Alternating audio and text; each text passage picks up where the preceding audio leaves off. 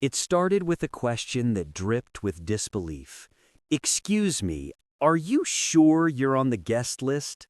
The words hit Marlon Hayes like a punch the moment the hotel concierge, a woman named Linda, glanced at him.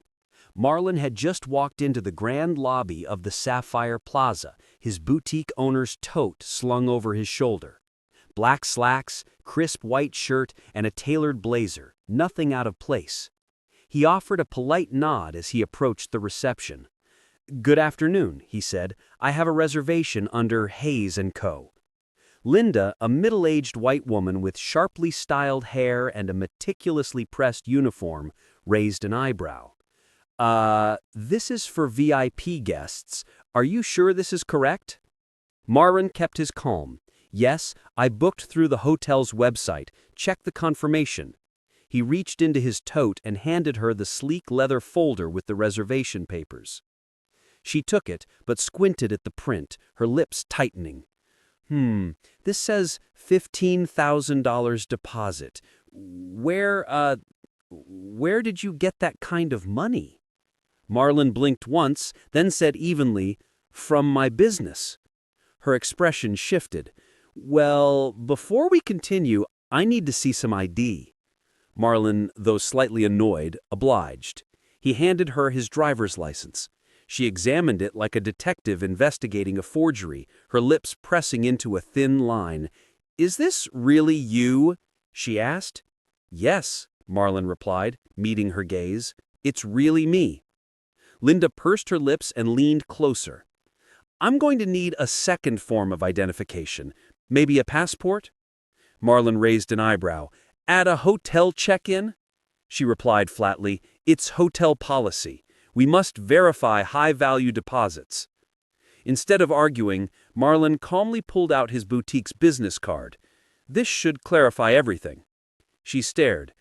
"Oh, Stanford? You expect me to believe you went there?" "Yes," Marlon said simply. "And my company is one of the top luxury fashion boutiques in the city. That should explain the deposit." Her face contorted with disbelief. She called across the lobby, "Jessica, can you come here for a second?" Moments later, another receptionist appeared, wearing glasses and a pastel blouse. Linda held up Marlon's business card. "Does this look legitimate to you?" Jessica leaned in, scanning the text, then nodded. "Yes, this is real." Linda's smug expression faltered. She returned to Marlon. "Fine, we'll proceed, but I need to count the deposit myself." Marlon stayed calm as she began feeding the stack of bills into the counter's scanner. Then he slid another folder across the desk.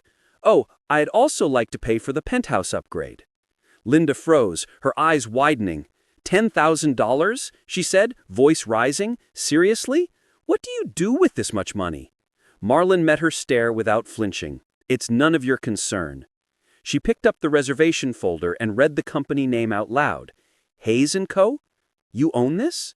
"Yes, and you're welcome to call my office to confirm." Her face flushed with a mix of embarrassment and irritation. Well, let me get security." Within seconds, a tall, composed man in a suit approached. "Is there a problem?" he asked, surveying the tense scene. "This guest may be trying to, commit some kind of fraud?" Marlon's lips curved into a faint smile. "Or maybe you just made assumptions about me based on how I look." The security guard raised an eyebrow. "Maybe we should verify before jumping to conclusions." Linda fumbled with her phone. Just call the boutique?" Marlon's phone buzzed loudly. He held it up. "You see?" he said, calm and precise. "You're calling me." Linda froze. Her jaw dropped. The lobby went silent as everyone around watched the drama unfold. Linda's fingers trembled over the phone as she tried to call the boutique. The lobby had gone unusually quiet, all eyes subtly shifting between her, Marlon, and the security guard. You called him?" she stammered, glancing at Marlon's phone screen, which displayed the incoming call. "Yes," Marlon said evenly, "you called me to verify your assumptions. Funny how that works, isn't it?" Linda's face turned pale. The security guard gave her a discreet nod. "Maybe we should wait for confirmation before taking further steps," he said. Marlon's calm demeanor made her anxiety worse. She muttered under her breath, "This can't be real." Just then, her phone connected. Marlon answered and held the phone toward her. "See, that's my office. You were trying to report fraud on the CEO of Hayes & Co. Me." Linda froze mid-step. Her mouth opened, closed, then opened again. I don't understand." "Let me make it simple," Marlon said, stepping forward. "I own Hayes & Co., the boutique you just assumed I was lying about. I am the person in charge. The penthouse deposit, the upgrades, the entire reservation, fully legitimate." Nearby hotel guests whispered among themselves. A few had stopped to watch, sensing the tension. Linda's boss, Mr. Calder, a sharply dressed man in his 50s, approached the desk with an imposing gait. "What's going on here?" he asked, scanning the situation. Linda, still flustered, stammered, "Sir, this guest, he—" Marlon raised a hand. "I think a quick explanation will help. I'm the owner of Hayes & Co. This entire transaction is legitimate, but your staff assumed otherwise based on my appearance." Mr. Calder's eyes narrowed as he turned to Linda. "You did what?" I just wanted to verify," she started, but he cut her off. "Verify?" he echoed, voice sharp. "You humiliated a client based on a snap judgment. The owner of a top boutique, our VIP guest, and you called security on him over assumptions?" Linda's jaw dropped. She could barely meet his eyes. I didn't know." Mr. Calder's face hardened. "You should have known better. You are no longer allowed to handle high-value reservations. We will be reviewing your employment status immediately." Marlon watched silently, his expression calm but firm. "I'm not here to get anyone fired. I just want fairness. People should not be judged by the color of their skin, their clothing, or how they look. That's all." Linda's face flushed red, a mixture of embarrassment and anger. She opened her mouth, but no words came out.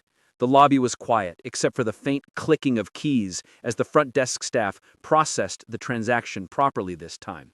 Marlon leaned slightly on the counter, keeping his posture relaxed. "I suggest you call this boutique if you need confirmation. Every detail here is verifiable. That includes my company, my reservation, and the deposits I made today." Mr. Calder, still fuming, pulled Linda aside. "We will discuss your future here later. For now, make sure this guest is treated with respect and courtesy at every step." Linda nodded silently, her confidence shattered. Marlon turned back to the security guard, giving him a brief nod of thanks. The guard responded with a professional smile, understanding the gravity of the situation. Marlon then approached the elevator, gestures fluid and composed. He glanced back at Linda one last time. "Judgment based on ignorance rarely ends well," he said softly but pointedly. As the elevator doors closed, guests in the lobby whispered about what had just happened. Some exchanged knowing looks, silently nodding at the lesson they had just witnessed. Inside the penthouse suite, Marlon finally exhaled, setting down the reservation folder and the deposit slips. The view from the floor-to-ceiling windows stretched across the city skyline, glistening in the afternoon sun. He leaned back in a chair, calm and collected, yet satisfied. The situation had been tense, but truth had prevailed. And somewhere down in the lobby, Linda stood frozen, realizing how her assumptions had not only embarrassed her, but exposed the consequences of prejudice in full daylight. Marlon picked up his phone, checking messages from his boutique. Orders were coming in, a reminder that while some people focus on assumptions and judgment, others focus on creating real value. He smirked lightly, thinking, success is measured not by others' perception, but by persistence, integrity, and proof of who you truly are. And in that quiet, victorious moment, he realized the day had been more than just a hotel check-in. It had been a demonstration of the power of calm, dignity, and unwavering self-confidence in the face of ignorance.